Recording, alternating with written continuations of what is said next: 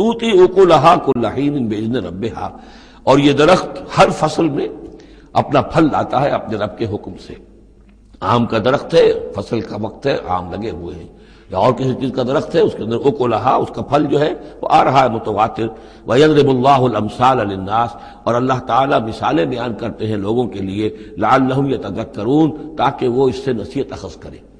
کہ نیکی کا کوئی کلام ہو، نیکی کی دعوت ہو، نیکی کے لیے کوئی تحریک اٹھائی جائے، کوئی بھی کام کیا جائے، اس کی مثال اللہ کے ہاں اس طرح کی ہے جیسے ایک بہت ہی عمدہ درخت ہے، اس کی جڑ بہت گہری ہے، مضبوط ہے، اسے مسلسل جو ہے مل رہی ہے، زمین سے نمو مل رہی ہے، اسے اس کے لیے خوراک آ رہی ہے، اور وہ پھیلتا جا رہا ہے آسمان میں، اس کا سلسلہ نہ معلوم کہاں سے کہاں تک پہنچے گا۔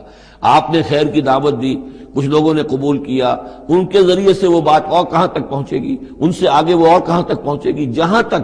جیسے کہ حدیث میں آیا ہے کہ جس شخص نے کسی نیکی کا آغاز کیا، اب وہ نیکی جب تک دنیا میں باقی رہے گی، اس کے حساب میں بھی اس کا جو ہے جو ثواب درج ہوتا رہے گا۔